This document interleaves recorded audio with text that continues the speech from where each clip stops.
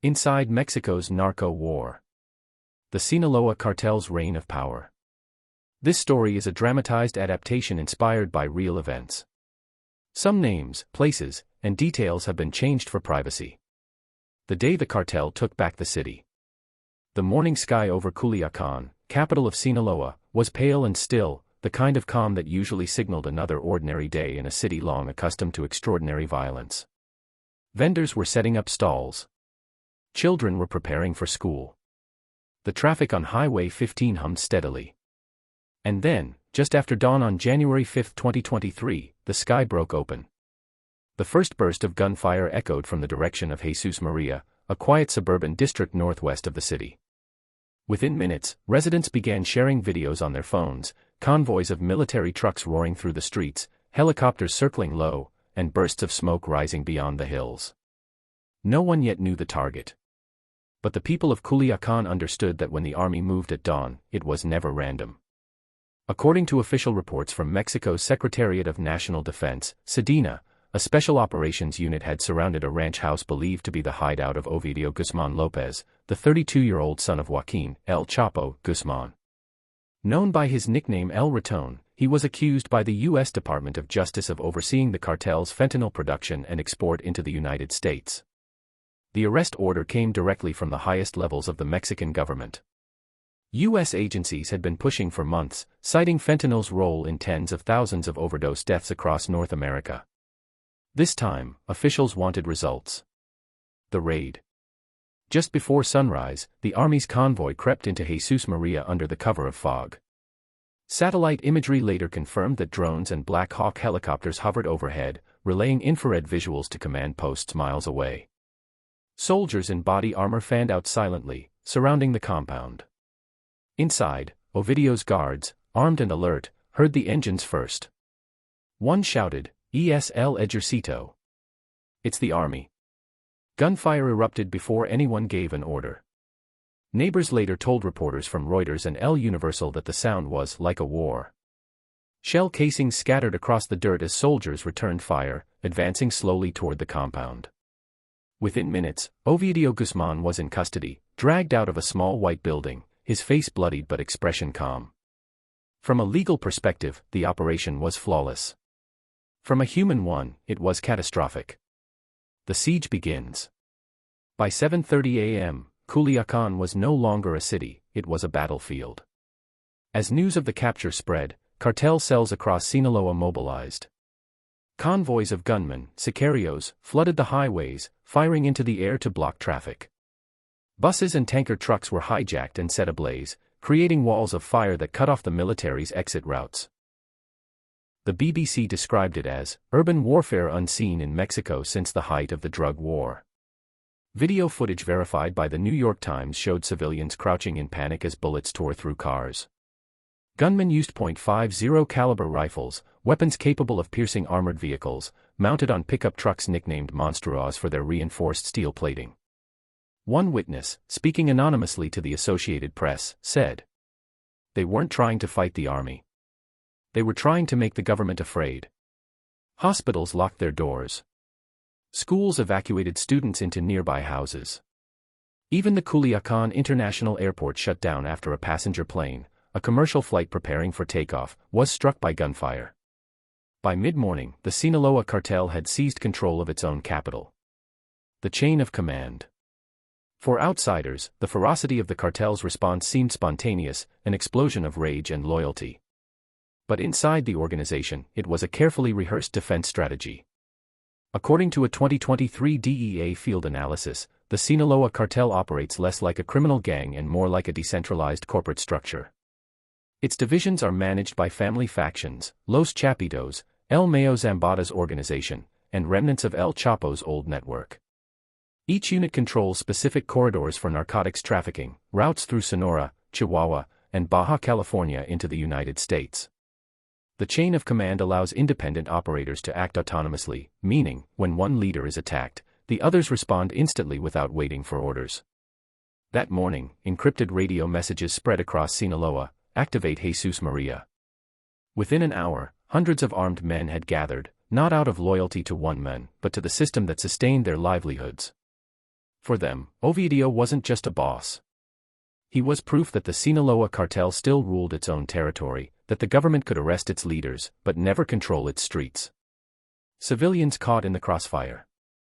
As the fighting spread, civilians bore the cost. Dozens of families tried to flee Jesus Maria, waving white towels from car windows. Some found refuge in neighboring towns. Others vanished amid the chaos. A resident interviewed by France 24 said, "We didn't know where to go. The soldiers were shooting, the narcos were shooting. You just prayed you weren't between them." The Mexican Red Cross later confirmed evacuations of more than 1,000 people. Meanwhile, cartel operatives erected roadblocks in 19 separate locations, using burning vehicles to paralyze the city. Military reinforcements arrived by air, but were met with heavy fire from rooftops. Helicopters circled the city center for hours, their machine guns lighting the skyline. By noon, plumes of black smoke rose across Culiacán like pillars marking a siege line. The Sinaloa machine. To understand why Culiacán burned that day, you have to understand what Sinaloa is. It isn't just a cartel stronghold, it's an economy built on a single engine, narcotics. According to economic studies by El Colegio de Mexico, more than 20% of Sinaloa's informal employment is tied directly or indirectly to drug production and trafficking. Farmers grow poppy plants and marijuana to survive, mechanics convert cars into smuggling vehicles, entire neighborhoods depend on cartel stipends to buy food and pay rent. When the government arrests a cartel leader, it isn't just dismantling a criminal network, it's disrupting an economy that feeds thousands. That's why the city rose up. Not because of love for Ovidio, but because his fall meant uncertainty for everyone who relied on him. The decision. By 2 p.m., SEDENA commanders realized the scale of what they were facing. Cartel gunmen had surrounded multiple military bases and even targeted soldiers' families. The number of casualties was climbing. Then came the call that would define the day. President Andrés Manuel López Obrador, informed of the situation from Mexico City, authorized the army to withdraw. It was a decision later confirmed in press conferences and condemned by critics, who labeled it a surrender to organized crime. Official statements described it as a humanitarian choice to protect the lives of civilians. But to the people of Sinaloa, the message was unmistakable. The cartel had won. Again. By nightfall, Ovidio Guzmán was released. The night of fire. As soldiers retreated, the city's gunfire began to fade. The air reeked of fuel and burned rubber. Flames from overturned buses cast long shadows across the streets. Looters moved through abandoned stores, stray dogs sniffed at empty shell casings. Journalists arriving after dark described the aftermath as a city taken hostage. Nearly 50 vehicles burned, 19 roadblocks remained active, and hundreds of inmates escaped during an opportunistic prison riot elsewhere in the state. The death toll, 29 people according to official counts, included 10 soldiers, 19 suspected cartel members, and an unconfirmed number of civilians. Yet for the cartel, it was celebrated as a victory. For the government, a humiliation. And for the people, another reminder that Sinaloa was a state within a state. The legacy of control. To the outside world, the Culiacán siege looked like chaos, but inside the cartel's ranks, it proved a point: power wasn't measured by territory or money. It was measured by fear. After El Chapo's extradition in 2017, analysts predicted the Sinaloa cartel would fracture and fall. Instead, it became more sophisticated. The new generation, Los Chapitos, combined their father's brutality with modern logistics, encrypted communications, drone surveillance, and international money laundering through cryptocurrency networks and front companies. A 2023 U.S. Treasury investigation linked dozens of Sinaloa operators to shell businesses in Mexico, Colombia, and even the United States. Despite sanctions, the flow of fentanyl and meth continued, undeterred, adaptive, and relentless. Every dollar earned, every shipment moved, reaffirmed what the Culiacán siege had made clear. You could remove the head, but not the heartbeat. The human cost. In the following days, soldiers patrolled the smoldering remains of the roadblocks. Schools reopened. Life resumed its fragile rhythm. In Jesus Maria, families returned to find bullet holes in walls and the smell of charred metal in their homes. Mothers swept the floors, children collected shell casings as souvenirs, and fathers spoke in low voices about the battle that everyone had witnessed but no one would dare discuss publicly. Culiacán had seen death before. But this time, death had been televised, streamed live from smartphones, trending on social media as #Culiacanazo, the Culiacanazo. It wasn't just a battle. It was a broadcast warning to the world that Mexico's drug war wasn't over. For the people who lived through it, it was a question that still lingered in the smoke. If the government can't control one city, who really governs the country? The aftermath. Weeks later, the Mexican army launched follow-up operations, reclaiming checkpoints and conducting arrests. But on the ground, nothing changed. Cartel checkpoints quietly reappeared. The same trucks, the same faces, business resumed. The government's hugs, not bullets policy, an initiative meant to reduce violence through social programs instead of force, now looked like a broken promise. Internationally, pressure mounted. The U.S. Drug Enforcement Administration, DEA, issued new indictments linking Ovidio Guzmán and his brothers to large-scale fentanyl production for the American market.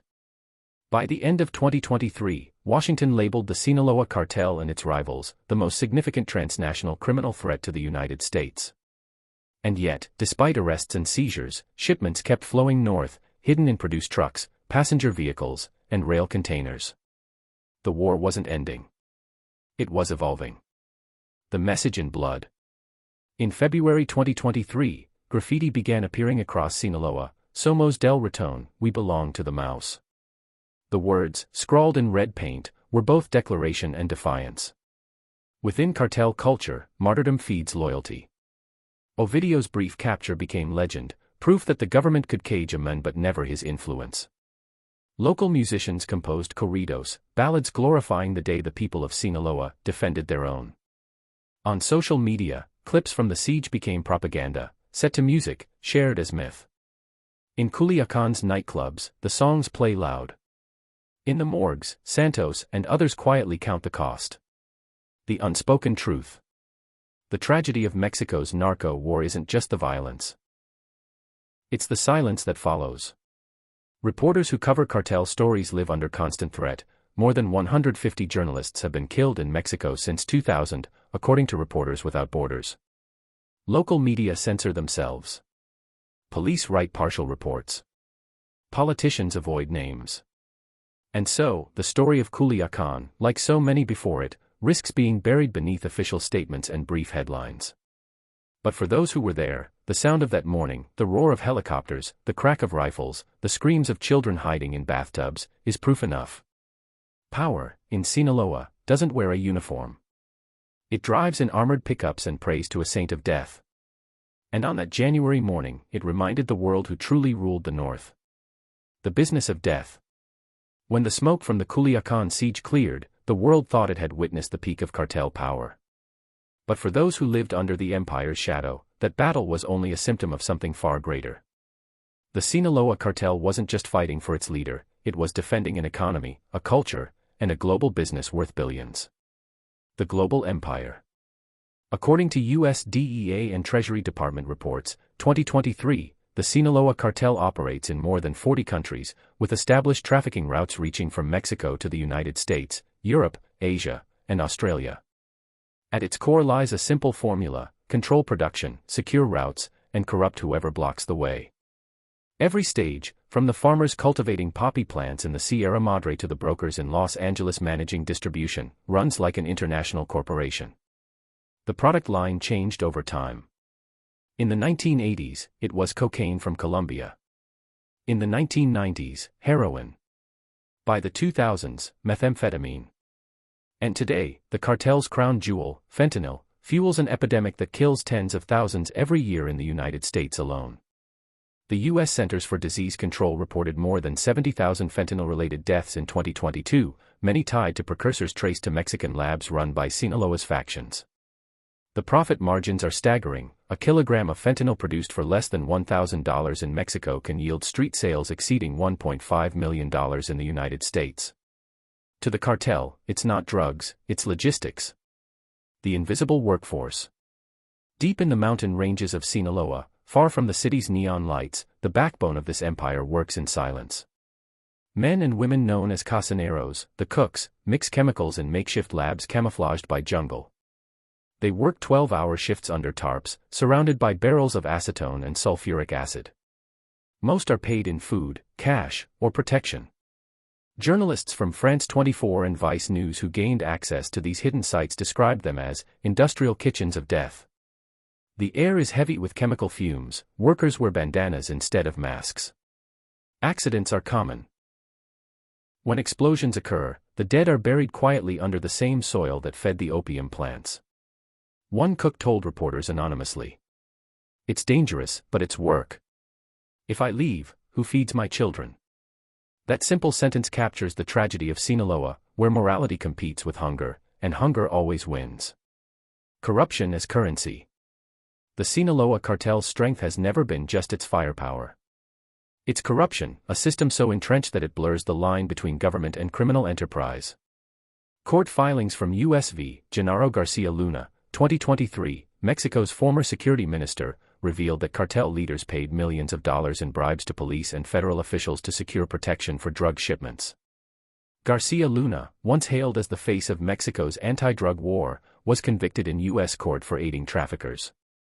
The revelations confirmed what Sinaloans had long whispered, that every checkpoint, every arrest, every escape had a price. A former municipal officer, interviewed anonymously by Reuters, described it bluntly. "You don't work for the government here. You rent the uniform." This arrangement doesn't rely on loyalty, it relies on consistency. Pay enough people, and the law stops being an obstacle. It becomes an accessory. Routes of blood. From Sinaloa's ports on the Pacific coast, small boats carry cargo to Baja California, where it's loaded into fishing vessels and commercial ships bound for the U.S. and Asia. Overland, smugglers move convoys through Sonora and Chihuahua, crossing into Arizona, New Mexico, and Texas using tunnels, semi-trucks, or corrupt customs officials. The U.S. Department of Homeland Security estimates that Sinaloa controls more than half of all drug shipments entering the United States by volume. Further abroad, investigations by Europol, 2022, uncovered links between Sinaloa traffickers and European distributors in Spain, Belgium, and the Netherlands, moving cocaine through maritime ports under the guise of produce or mineral exports. The cartel's global reach means that while wars rage in Culiacán, money flows undisturbed in Brussels, Madrid, and Chicago. Money laundering and shadow banks. Every empire needs a bank. For the Sinaloa Cartel, those banks often wore the faces of legitimate businesses. Court documents from the U.S. Department of Justice, 2022, describe how shell companies, cryptocurrency exchanges, and remittance services laundered hundreds of millions in drug proceeds through Mexico, the United States, and China.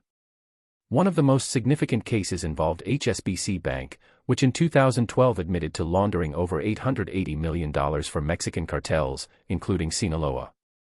Though the institution later reformed, the system it revealed never disappeared, it simply went deeper underground. The money moves in endless circles. Pesos to dollars, dollars to yuan, yuan to digital currencies, then back into real estate, mining, and tourism.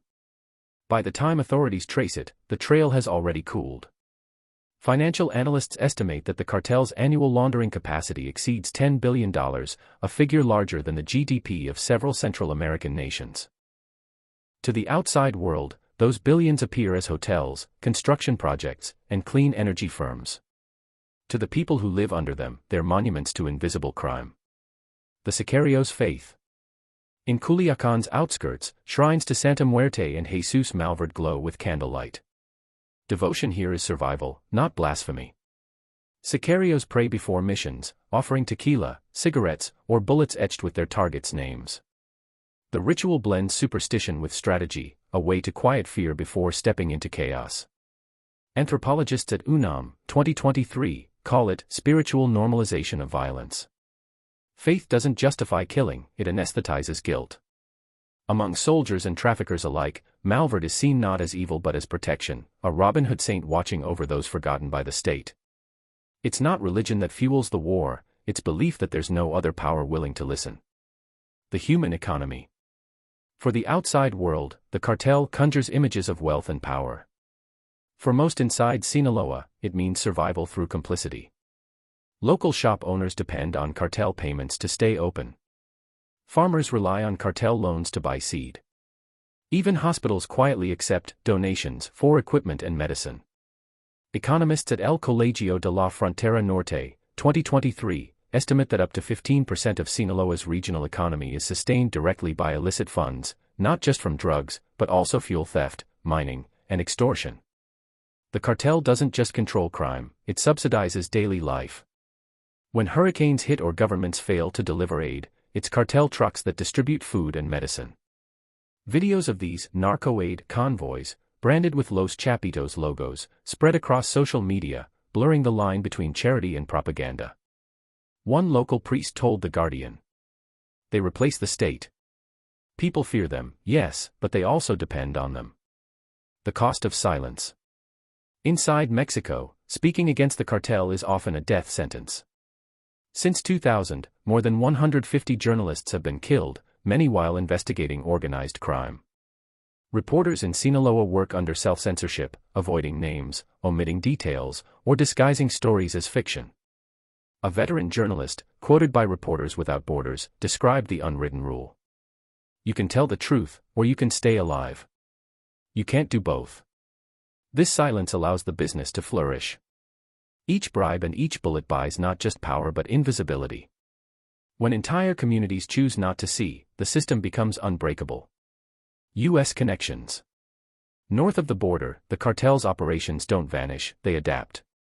Federal investigations in Chicago, Phoenix, and Los Angeles have documented how Sinaloa's distributors work through legitimate fronts, trucking companies, car dealerships, and even restaurants. The cartel's infrastructure inside the U.S. is so entrenched that in federal court testimony, U.S. v. Guzmán, 2019, witnesses described warehouses in California where drugs and money were exchanged daily, like any other business. What shocks many Americans isn't the existence of the network, but its proximity. Fentanyl seized in U.S. suburbs, experts say, likely passed through hands connected to the same men who fought in Culiacán. A business that never sleeps. Every night, planes without flight plans leave small rural airstrips in Sinaloa and Durango. They carry cash, drugs, or people. Every morning, boats carrying shrimp and cocaine share the same docks. To an outsider, it looks like chaos, but to the cartel, it's choreography.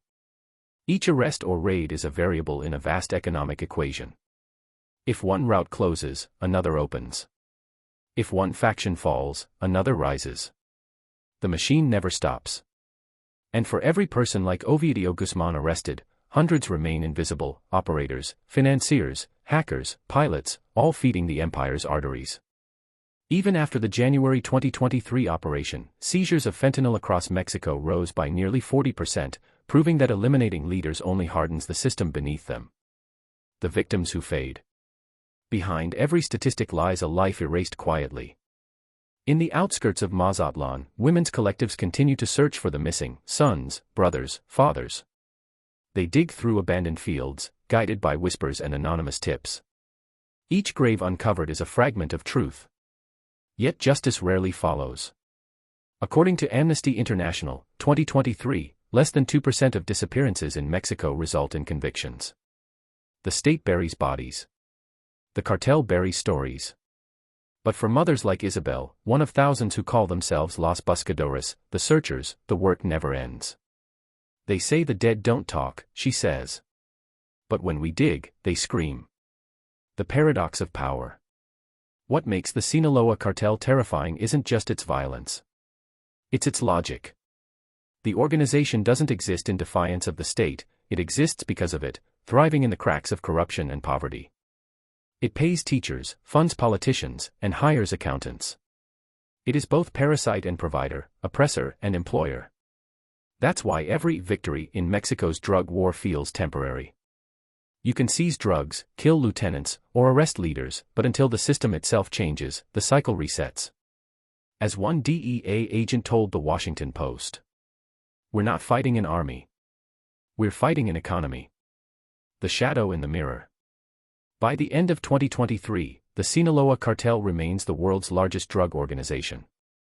Ovidio Guzmán sits in U.S. custody, awaiting trial, while the network he helped lead continues to operate under new names and younger commanders. In Culiacán, the music plays again. New songs praise new bosses. New recruits step into old roles. And the saint of death receives fresh offerings, bullets, pesos, promises. For the people who live beneath that shadow, the war never ends, it only changes faces. The Sinaloa Empire doesn't rise or fall. It adapts. The cost of control. The sun sets slowly over Culiacán, painting the hills of Sinaloa in gold and ash. For a moment, the city seems peaceful again, children playing soccer in the streets, couples riding motorbikes, vendors selling tacos on every corner. But beneath that quiet rhythm lies the truth: the war never stopped. It just changed uniforms. The price of power. By early 2024, the Mexican government had arrested more than 90 mid-level cartel figures connected to Los Chapitos, the sons of Joaquín El Chapo Guzmán. The state called it progress. Inside Sinaloa, people called it suicide. For every lieutenant captured, 2 more emerged. Each arrest destabilized the fragile balance between factions.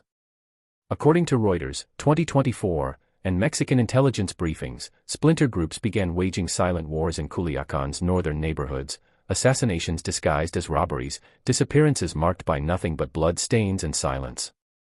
One police commander told El País, "We arrest 1 man today, and tomorrow the city buries 10. The system breathes violence." In the cartel's logic, death is not punishment, it's promotion. A death opens a seat someone else will fight to fill. The political web. The deeper investigators looked, the more entangled the state appeared. A 2023 internal audit by Mexico's Financial Intelligence Unit revealed that local politicians, contractors, and even church officials were receiving unexplained cash deposits from companies later linked to cartel accounts. The money funded election campaigns, school renovations, even road projects. The government unknowingly, or perhaps knowingly, laundered its own poison. A senator once caught on tape accepting donations from business intermediaries denied wrongdoing, claiming the funds were social contributions. The recordings, aired by Preciso magazine, were never officially investigated. It wasn't new. As one journalist summarized, "In Mexico, power isn't bought. It's rented, and the rent is paid in silence." Ovidio's shadow. After Ovidio Guzmán's extradition to the United States in late 2023, the Sinaloa Cartel's internal structure shifted again. U.S. federal court filings accused him of overseeing a vast fentanyl distribution network supplying the American Midwest, but even from prison, his name still carried weight. Inside Mexico, his brothers, Iván, Jesus Alfredo, and Joaquín Guzmán López, known collectively as Los Chapitos, tightened their control. They declared an unspoken truce with the faction loyal to Ismael El Mayo Zambada, an elder statesman of the cartel believed to be nearly untouchable after 5 decades in the trade. The alliance stabilized the business but didn't stop the blood. It simply redirected it. According to BBC News, 2024. Internal purges intensified. Former allies disappeared overnight.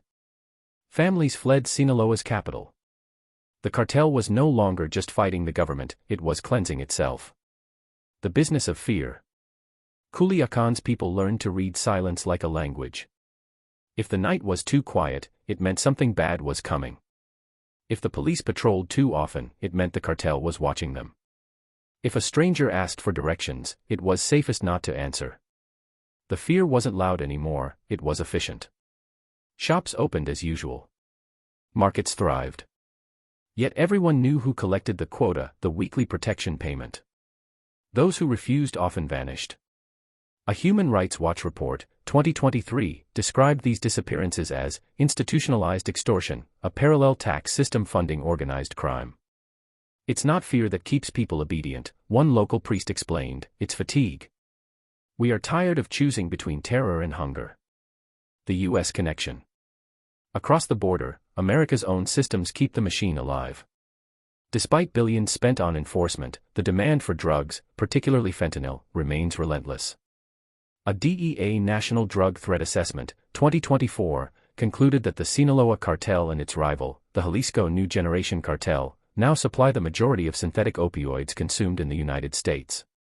Every overdose in Ohio, every confiscated pill in New York, every seizure in Texas traces back to the same origin, mountain labs in Mexico fueled by precursors imported from China. This isn't just Mexico's war. It's a global economy of addiction.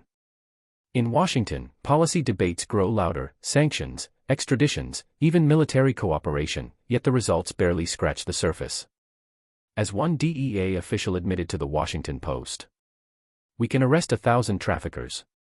But we can't arrest demand." The silent victims. In rural Sinaloa, mothers still dig. Armed only with shovels, maps, and rumors, collectives like Los Rastreadores del Fuerte search for the disappeared, more than 50,000 names officially listed as missing since Mexico's drug war began. Isabel, the same mother who once unearthed bones near Los Mochis, returns every week to the fields. Her skin darkened by the sun, her faith sustained by grief, she whispers a prayer before every dig. "I don't want revenge," she tells a journalist from Amnesty International.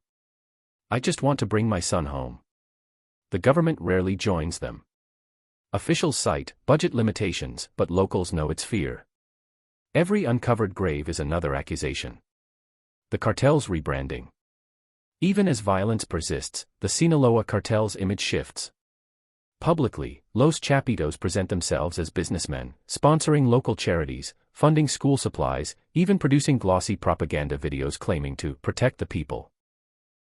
They ban kidnappings and street-level extortion in some regions, claiming such acts are dishonorable. But analysts warn, these policies aren't compassion, they're strategy. By portraying themselves as controlled compared to their rivals, they stabilize public opinion and minimize government pressure. It's the same tactic used by El Chapo decades earlier, violence wrapped in public relations. In one viral video, masked men distribute food parcels labeled Apoyo del Señor, support from the boss. A woman receiving her smiles and says, "At least they remember us." Her gratitude, like the aid, is poisoned. The generation that grew up in war. For young people in Sinaloa, cartel life isn't rebellion, it's inheritance. 17-year-old boys post pictures on social media flashing cash and guns, calling themselves mini chiefs, little bosses. Their heroes aren't politicians or musicians, but traffickers turned legends.